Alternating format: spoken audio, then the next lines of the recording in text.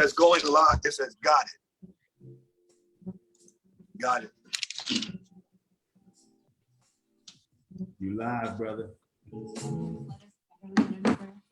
Kroger, we take scrutiny and freshness to a whole new level. We're only the best. Not every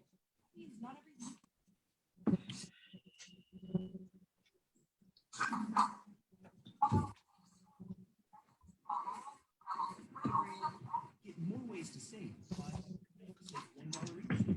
Just buy 5 or more participating items and save $1.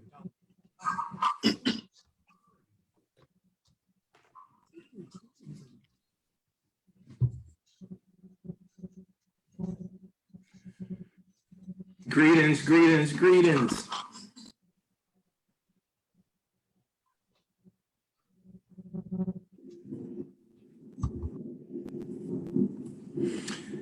Yeah, it's best to I know what I gotta do.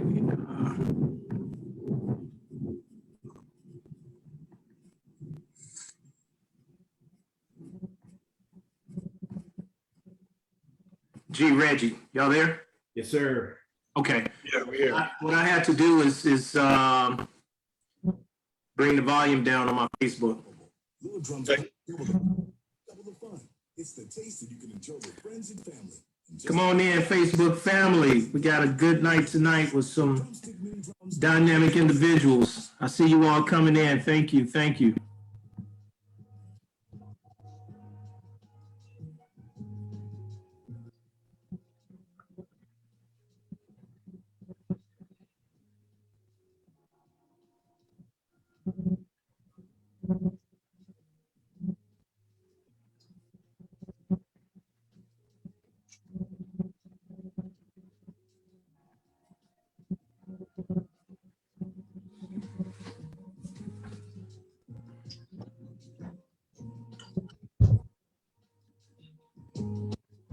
I'm doing a little troubleshooting, guys. Hold on, okay? Okay.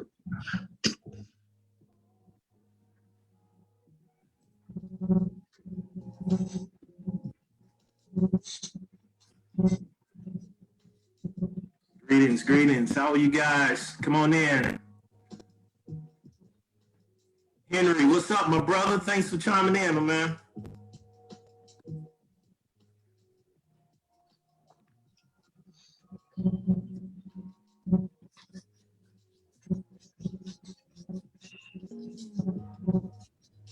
You look spiffy, Reg. Thank you, sir. I appreciate you, man. I have to keep up with you. Yeah. Mr. Competitor.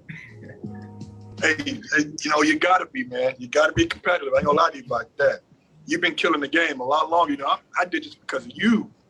Oh man, I appreciate that, but I was following somebody else's lead, so I guess that's how it's supposed to be. You know, that's what it is, man. It's that nonverbal inspiration, man, where people don't have to teach you and tell you what you should do. You know what's right. You know what I'm saying? You know what you need to do to improve yourself, not only mentally, but physically. And you take that and you run with it. So it's always that, man. You know, everybody can always tell us something. Right. You know, they can tell us till the moon goes up and the moon goes down, but are we going to take that initiative? And that's when you know you're growing, when you can do things, because discipline is when nobody's watching. Right. You know what I'm saying? So yeah. I'm glad to be here with you guys though, man. Same here, brother.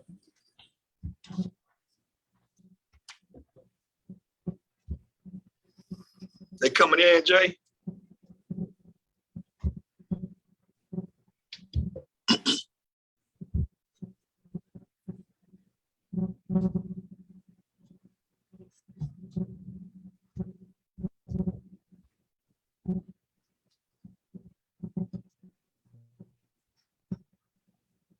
Is Jay there?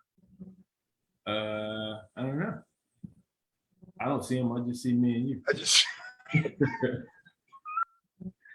just see me and you like the Jay leader group. It's the Gerald and Reggie corner now, I guess. The RG show. Shit.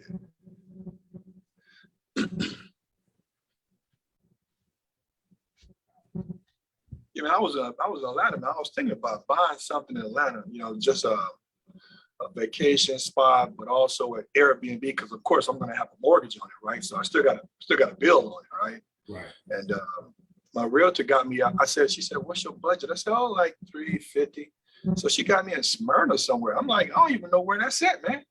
It's on the west side of Atlanta. It's just outside of 285, so it's very close. It's actually a good area. Is it? Okay. It's a great area. The houses changed from the houses like from the 1950s all the way up to the 1989s. So we'll see what happens. But I love that city, man. I love Atlanta. I ain't gonna lie to you. It's the only city in the United States that I know that everything is ran, entrepreneurship is done, and Black people are thriving out there, man. It's like Hey guys, there's no sorry. city like it. We had a little, we got some storms coming through here, man. So Wow. let me make sure I everything. thought I heard some thunderstorms outside. I was like, somebody beating your window or something. All right, let me make sure we can go live and give me It a. says we are though. Yeah, it says we still are live. We still live. All right, Yeah. man. Yep, we are. Yeah, we actually almost changed the name of the show. Yeah. Yeah. There you are.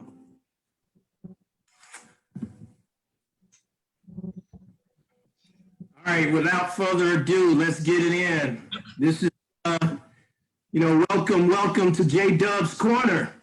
I'm your host, JDub, and we got some dynamic individuals that's joining us tonight. And we're going to talk about, we're going to continue our conversation surrounding life purpose, our journeys, our gift, leadership and gifts. And there's no other two people that I will love to join me in this conversation. And they are my two first guests out of so many, Reggie and Gerald. And kudos to y'all, man. I am so thankful and blessed to have you guys on this panel to join me tonight, man. So before we start, if you all can just formally introduce yourselves quickly, and then we go JDub's Corner tonight. So, G, since you're the oldest, why don't you bless us with a little bio introduction, my friend? Well, I'm Gerald Antoine. I'm a twin, believe it or not. You wouldn't know it because my brother always was a grade ahead of me. He was skipping ninth grade and graduated from college in 3 years. But I graduated from JSU probably 1994, May 14th. 2 weeks later, I took a one-way bus ticket to Oakland, the Bay Area. And then from there, I moved to Los Angeles. I've been in California ever since. I'm an avid animal lover, even though I love to eat beef. Okay. But for the most part, I've dabbled into real estate. I used to be a law enforcement officer, and now I do fire and arson inspections, but I'm still hungry. I'm still learning. And I'm only trying to improve myself, not only physically, but mentally as well. So I'm glad to be here. you had a little competition here earlier this year, man. Tell us a little bit about this physique, man, that you got yourself into. Don't show them the guns, just tell us about it. Well, that's interesting because this show is formulated about improving yourself, about how can you uplift somebody, how can you inspire somebody. So when I started my fitness journey, I never made dialogue or monologue on Facebook. I just did my actions, photos or videos. And so I'm an extremist. I'm a type A dude. My brother's a beta. I'm an alpha, right? And when I do something, I go all the way with it. I go one speed, and that's it. And so for me, it was like everybody wants to, most people, not everybody, because there's no such thing as all and everything, but most people want to get ready for the beach or get ready for the summer, or in this case, get ready for homecoming. There you go. Right. But for me, I wanted to get ready for the stage. And so I've been watching Ira and Reggie, how they took it to that level. And it was just, from that point, it was just, I got with my coach, Jabbar, and it was addictive, man. It was like I was getting physically better looking than I was in high school and college, not only because of the education of the food, which is most of the process, but just by the workouts and being disciplined, doing the same thing every day, even though you don't like it or you don't eat it. And one thing led to another. I was prepping for 5 or 6 months, and I started getting peeled. That's one of the words in the community, getting peeled. And I was like, well, I can do this. So I started getting more conditioned. And then so we started, changing the meal plans, carb cycling, all this stuff. And then I just took it up there, man. In my first show, man, the first show in May, I didn't even know it, but I qualified for nationals the first time because I placed first or second in 3 of the 4 categories. Right. So that you qualify for nationals, but you got to place first or second in your category. So I was killing the 35-year-olds because I got myself into the 35 category. I killed in the 45. I placed 3rd or 4th in the open, and I did true novice, and I was like 2nd or 3rd in novice. And it was like all I needed was that one bug, right? I was like, right. Shit, this is the one thing that I know that I go as far as I want to go. It ain't no point guard passing me the ball or no quarterback throwing me the ball. It's like how far you want to go, how hard you want to work. Well, Right. I'm from Mississippi, so I ain't got no soft hands anyway, right? And so after that one, I was like, you know what? The next show's in July. I might as well just bridge it and just try to go to the one in July. Same thing happened. 3 out of the 4 categories I placed, and now I was like, you know what? I'm done with the amateur thing. I said, I may want to take it to Reggie's level and do men's classic physique, while I wear the Speedos. I was like, so I was like, you know what? Let me take it to another level. So I hired another coach, and now I'm in the process now of trying to get that pro card, because to me, that's the ultimate part of this whole thing. And I'm a little bit of ways from that, but the journey, man, is like, you remember this, man. There's only a small percentage of people who are willing to put their body and mind into this. And you still got work to do. You still got family. You still got mortgage. And it's Right. like, that doesn't change. So, it's just, for me, it's something to keep me busy, but I love it, man. It's like addictive. So, but I got it from Reggie and Ira. That's how I started. I've been watching them. So. I want you to hold on to that journey, because we're going to come back to that. But Reggie, I want you to go ahead and introduce yourself and tell us a little bit of what you got going on. Then we're going to dig, and we're going to dig up into this thing, okay? Cool. Dub, thank you for inviting me into your corner. Appreciate you having me in this inaugural corner with my man G. I'm not going to take up much because I know you got a lot you want to dive into, and this isn't really about Gerald and Reggie. This is about the folks out there who are listening. So I'm Reggie Gentry. I am a husband, a father, a brother, a son, an uncle. That's who I am. But by day, I'm a health coach. I'm a problem solver, truth seeker, and I'm a change agent. So that's my daily role. Like you guys, graduated from Jackson State, went to Callaway with my boy Dubs. I was there too now. I was just 89. Yes, you were. Every time I'm with Dub, I have to remind him of the tennis days. That's right. That's right. So all my Callaway people that's out there, hey, how y'all doing now? But yeah, just health coach by day, just trying to impact folks' lives, man, make them all healthier, live longer, have real quality of life.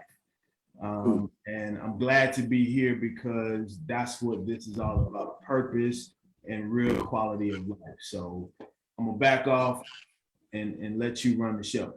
Sure.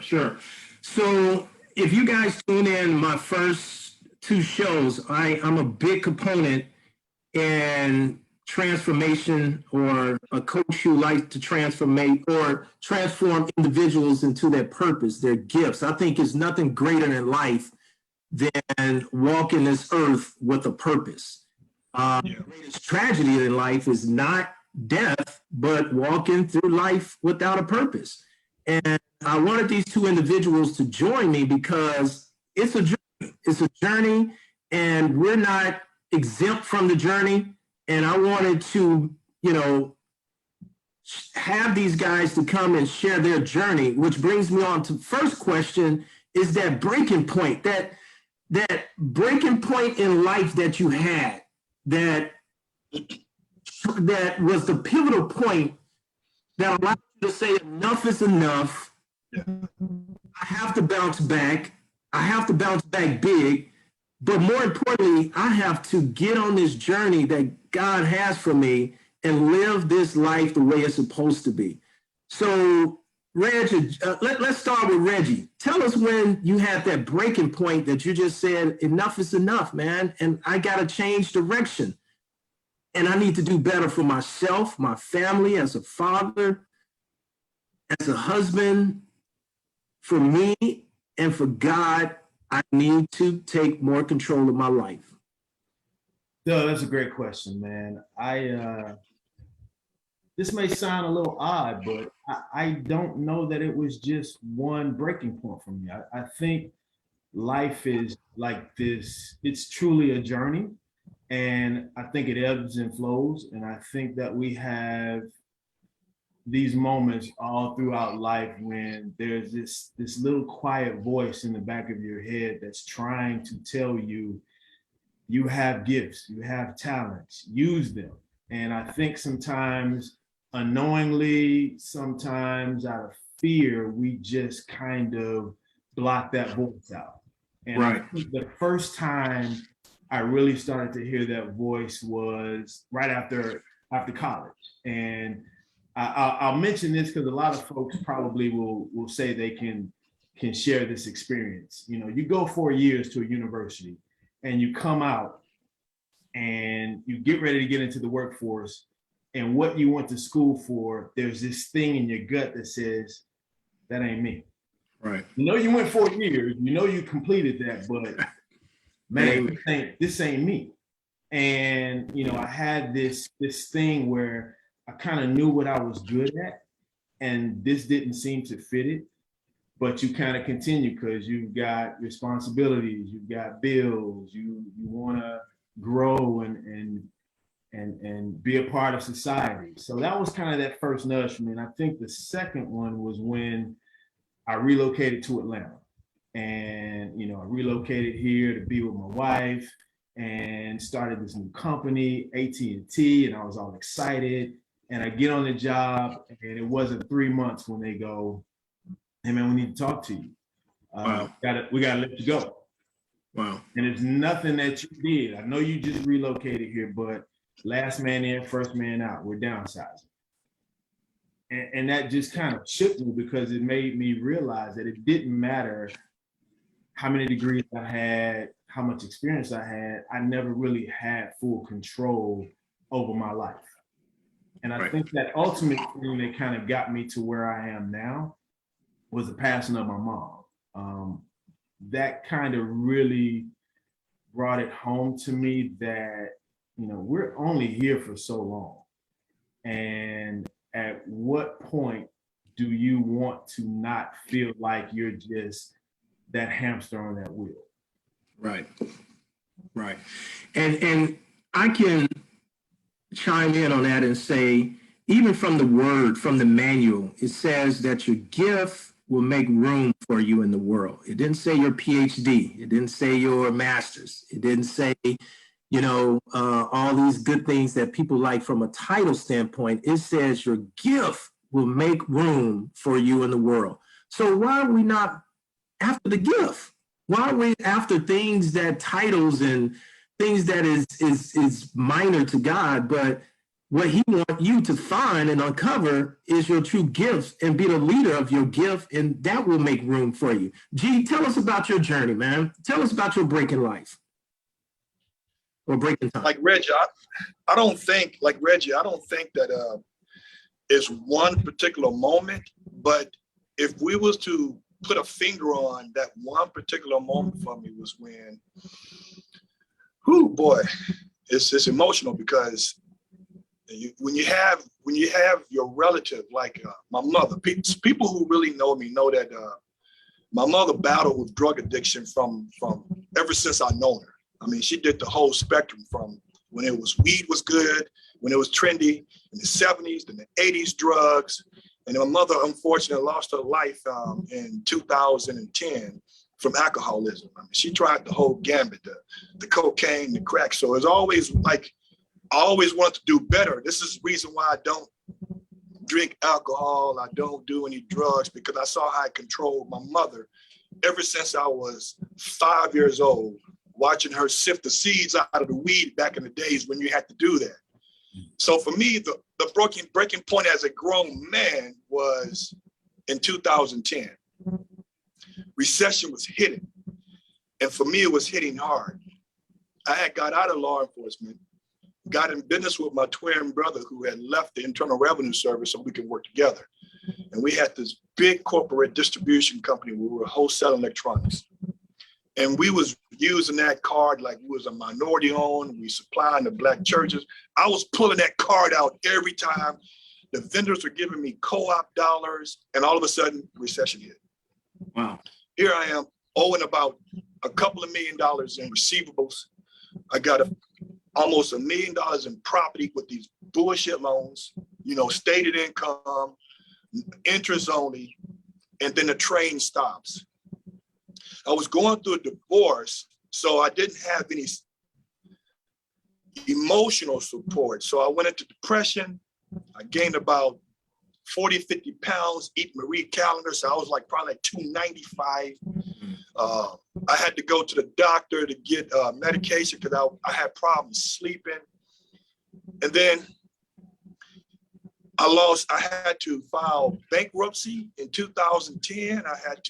I've been foreclosed on. Actually, I filed bankruptcy to stop the foreclosure, to give me some time. Because at that time, remember, Bank of America or Countrywide was fooling you around with the loan modification. So out of all the homes that I lost, the one that I was able to save was the one that I first bought in 2005, which was a condo. And luckily, one lady told me this is what you need to submit, and then my loan got not modified. But then I had no income. I had to worry about how I'm gonna pay my light bill. So I looked at the fact that I still had child support obligation. I got a career that I can kickstart with the fire investigation. All I gotta do is pass this test, this state exam test. I took that test. It was $68 a test. I took that test 17 times in 62 days. I kept taking it. And then that last test that I took, I made a 73, and all you need is to make it a 70. And that opened the doors for me to change my life, because I started pulling out cue cards, using highlighters, using acronyms, all kind of shit, because I was like, yo, I still got a son to take care of. I still got to feed myself. I had a dog that helped me out with the depression. That's why I love animals so much. And it was like, from that point on, Lloyd's of London gave me a contract, AIG, and I started going upward. And what I did from that point, I learned from the severe lows.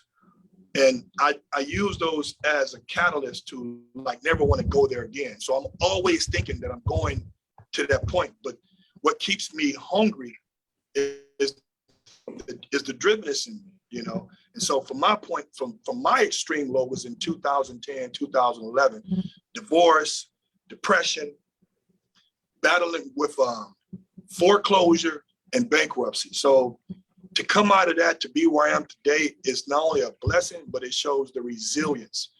And that's why I put that tattoo on my arm, because it's just don't stop right there. You can't get complacent.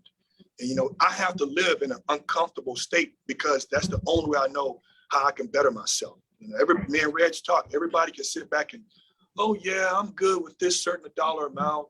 But Reg said it best. He wanted to change the narrative. So he wanted to be financially independent. And that's the key for me, is being financially independent, where I don't necessarily have to depend on every 2 weeks salary. Like, if Lloyd's of London don't want to give me no more money on that 1099, I'm good with that, right? But I want to stay driven. And that's the whole thing, is that you got to have that the gumption, man, the gumption. And that's what we're here for, you know, to like how we rose from the dark into the light, but also know that the journey is never an elevator ride to the top. Well, You know, so you make a good point. In that journey that you describe, that's not an overnight process, man. no, It takes time to refine. It takes time to, just like a diamond, you have to refine that diamond in order to it become valuable, right? And correct. it seems like that you went through a period of time in which you had to refine yourself in order for you to add value to yourself. And you speak upon multiple streams of income, but you couldn't do that just, you know, overnight. Talk more about the time, if you can quantify, you know, how important is the time once you have defined, this is my plan, this is my order, I got to be patient in order for me to manifest goodness and execute at a high level, but it takes time. So I want to tell my audience is that when you have discovered your gift, your purpose, give it time for it to manifest in order for you to be valuable into the world and to the generation. So G, can you go ahead and explain that refined time, I'm gonna call it, and I'm gonna let Reggie explain his refined time as well. Like Reg said, I'm gonna piggyback on that. You had to, and like you said, JDub, you have to surround yourself with people who are going to improve you. You know, my uncle told me a while back, he said, if you ever get married, don't marry nobody who is dumber than you. You need to marry somebody who is smarter or as smart as you, right? I mean, that's just what he said, right? And it's like, okay, I get that, you know. But I think that you can't really put a time on it for everybody. But for me, the process took to get where I was out of the rut into a level ground where it's have stability. I would say it took about 3 years. It took me about 3 years because I had to start rubbing shoulders with the right people. The people, like case in point in real estate, I dabble in that. I had to start hanging around my Jewish compadres, man. They doing it best here in California. It's like they got some of these properties they own is like their great grandfather gave it. It's like it's stayed in the family. It's generational. It's no mortgage, so it's all income. It's like, how do we get to that point? You know, and we got so many. I got so many cousins like they don't want to be homeowners. They want to rent forever. I'm like, I don't get it. So I had to start hanging around people who can improve me, who I can start stealing knowledge from. So I say about from 2011 to 2015 was like, boom, it's hitting me. Now I know my purpose. I know my gifts, and I'm ready to grow on that because you're always improving. I said it was about 3 years. What about you, Reg? Dub, I would have to kind of piggyback off of what G said. I don't think that there is a particular time for any one person. Like, I'm not done.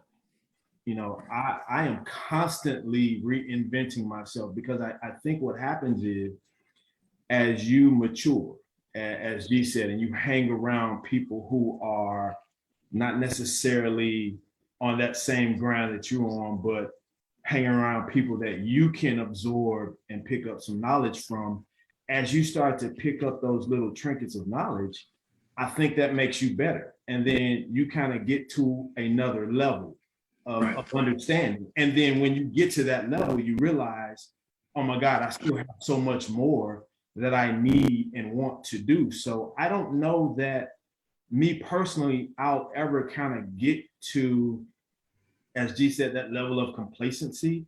I feel like I'm constantly on the grind because I'm constantly learning, constantly picking up on ways that I can be a better dad, a better husband, a better health coach, a better person. So with that, I'm constantly hitting that new realization and saying, okay, well, now that I have this key, now I can go open that door. But then that's not the last door. Right. Man, you said a mouthful, both of you guys. I I don't like complacency. And I mentioned this in the first video. It was like, challenge that complacency, challenge your conventional where you are right now. Just challenge it right now and push yourself to a higher level, which brings me to another question: environment. How important your environment to you, and how does your environment plays an intricate role in growing your gift? Anyone? I mean, my environment is everything.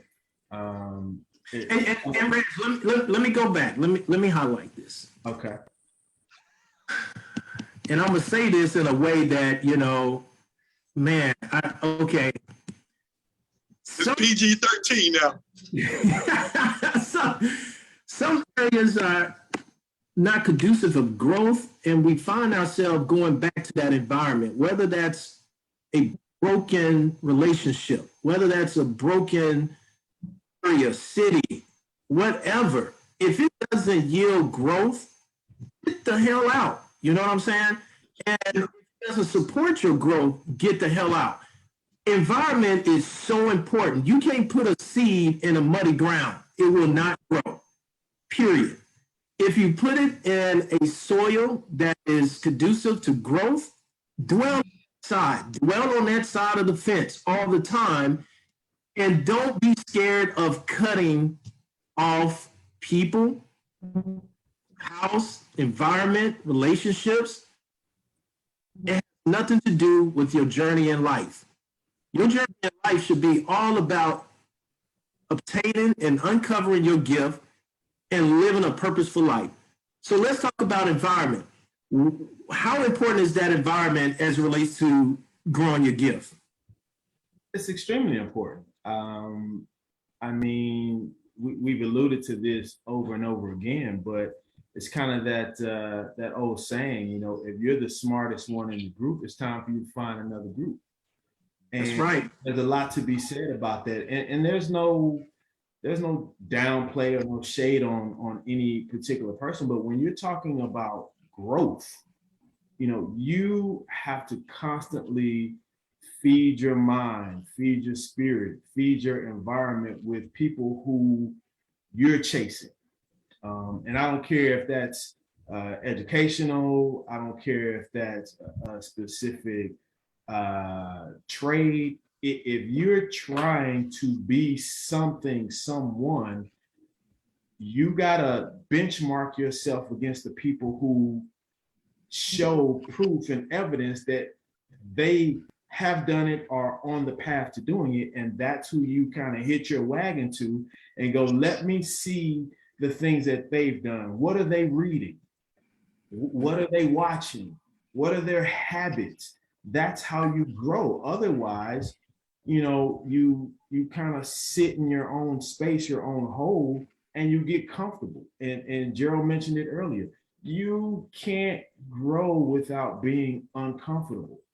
And whether that's fear, whether that's just a lack of understanding, or whether that's your peers or your environment, you have to make a decision in your mind that, okay, I want more. Because at the end of the day, that's really all it boils down to. I want more. I want more for me. I want more for my loved ones. And the only way you're going to get more is you have to put in some work and some effort. Absolutely. Gerald. That's a good one because you guys living in a metropolitan city, you know that I love my Black people. There's a lot of times where you try to give people opportunities, no matter what race they are, and they want the shortcut. They want to go over the obstacle versus going around it or going through it. People know me, I have zero tolerance for hanging with somebody who is full of crap, keep it clean, or who is not progressive. And I'll be cool with you. We'll be Facebook friends, we'll hang out, you know, online. But you won't be smoking a cigar with me and picking my brain on stuff that is minuscule. You have to be around people that you have a common interest in order to grow. You have to be able to constantly want to steal knowledge. And one of my slogans I always say says, it's okay to be a copycat as long as you're copying the right cat, right? So for me, it was like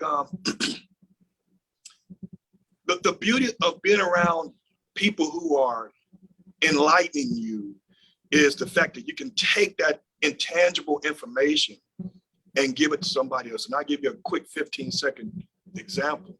I have a dear friend of mine, and she's going through some things, and the mortgage is getting there, and she's hitting the bills all by herself now. And she was stressed out. I said, listen, don't trip. I said, you got this. You're gonna find out how to make this happen. You're gonna make a way. You got babies to feed. You got a roof to keep over your head. This is what we're gonna do. Boom, boom, boom. She took the initiative. She got another job, making 150 grand a year now. And that just happened like a week ago. And now she's comfortable in regards to that part of the stress off her back. But we are bouncing our energy off each other.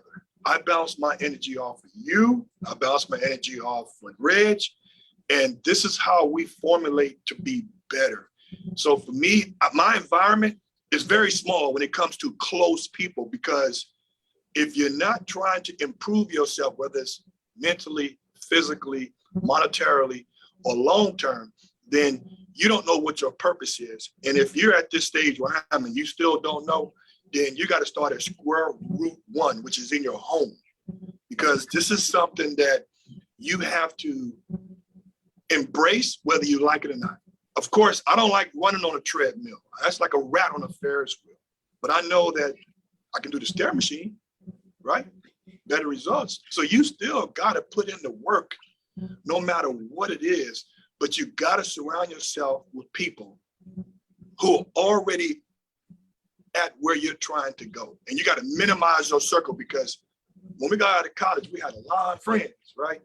As the older we get, it's like, shit, I forgot what that person's name was. I forgot what they really were, you know? And you got to start moving forward, because think about it, I'm 50 next month. Dude, I just turned 22 not too long ago. And your birthdays start coming up every 9 months now, like a damn dog, right? It's like you get old quick. And it's like, now we're thinking about retirement. Like, what do I want to do in the next 10 years? That's the mindset I want to be around people. How do you plan it for your retirement? Right. That's what I want to know. I want to pick your brain on that. I want to copycat some of that. Gerald, And that's what you come across, and you're a super driven activist. And some people may not have that level of drive like you, but still they, how can they still be purposeful being reserved? I don't have to be the most, I can't get up at 4 o'clock. I can't work out. I can't sleep late and then do my work and whatever the case may be, but I still want to be valued. Talk to our audience of individuals that don't have the high level drive that you have, but still find themselves valuable in the world. You be the best you can be. I don't want you to be me. I mean, you don't want to be me, right? But you be the best you can be. And if you're knowing that you're doing your best at whatever you're trying to do and whatever human endeavor you're trying to succeed in, then you're going to be successful. Now, you're going to fail a lot more times than succeed. But a real man's character, a real person's character, I'm generalizing men and women, a real person's character is not judged when he's on top. It's judged when he's at the bottom. How is he going to prevail? How is he going to overcome? So you can do the best you can be and be successful in your world, right? And that's all I'm ever asking. And that's all I ever expect from anybody who wants to be in my circle. Just be the best you can be. Right. Well, guys, give us the last tidbits for our audience, man. You guys have blessed us. Your inspiration is off the chain. What's your last word to the Facebook family, man? And leave us with some nuggets, some words that we can take to our family to be better people in the world. Reg. Man, that's the golden egg right there. I would challenge anyone who is still listening to dig deep and ask yourself, do I know what my gifts are? Do I know what my talents are? And if you don't, if you don't have that voice that's been whispering in your ear and you're not quite sure what it is, because I hear it a lot from clients, from family members.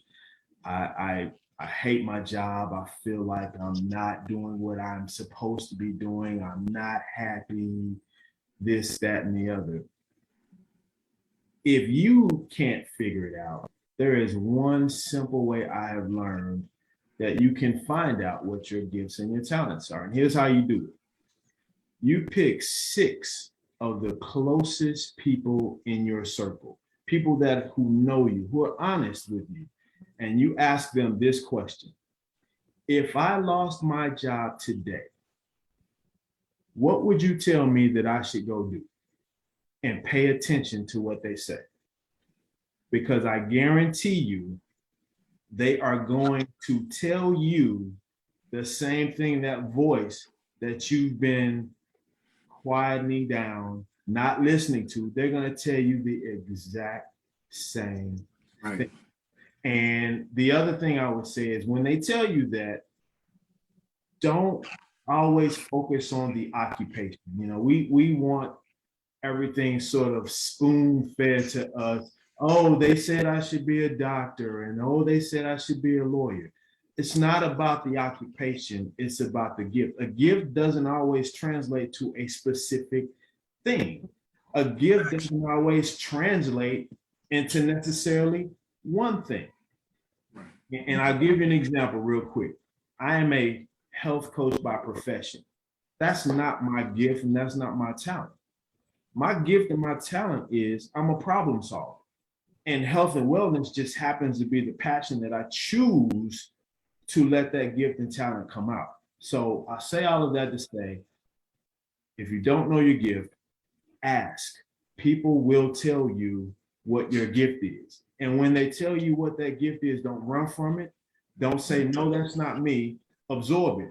Write down the things that they say and find the common meaning between all of those things. They may tell you 5 different occupations, but I guarantee you they will have a common thread.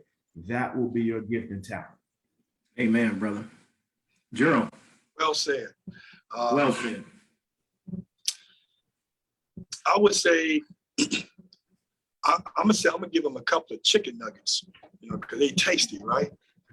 I would say it's okay to be. It took me a while. It took me a few years to elaborate on my mother's, life and the hard times that we went through in regards to that. And I think what's more refreshing and what's rehabilitating for me is to tell the young people and the people of our age our story, but also tell them our failures. And when they see that we're just like them, right, then they will be able to there's a familiarity involved, and that, but they didn't see the low. So I always preface by, at the crux, you let them know that, hey, I'm just as normal as you. But my nugget to give to people out there who are listening, and if we can just touch 1 or 2 people out of the hundreds of people who may be chimed in, is that stay determined, stay resilient, and discipline is when nobody's watching, no matter what it is, whether it's getting a new job, qualify for a home loan, Find out what it is that you want to achieve, whether it's tangible or intangible, and don't let nobody stop you. Somebody gonna give you a chance. That's it. That's it, man. Many plans are in a man's heart, but God purpose will prevail. So it would be best that you consult God for your purpose than your little small plans. Don't you think? Well, guess what, man? You both have blessed me personally, and I know, look, I'm looking here to the right. Guys, there are so many people that chimed in. Man, you guys hit it. I thank you all for your wisdom. I thank you all for your inspiration, and I thank you all for your time. Yeah. And this is just the beginning. JDub's Corner is just the beginning. And I thank you all for being my first guest. Benny, you all did a phenomenal job, man. And I thank you all for the love, the family, Jackson, all of that, all of that and above, man.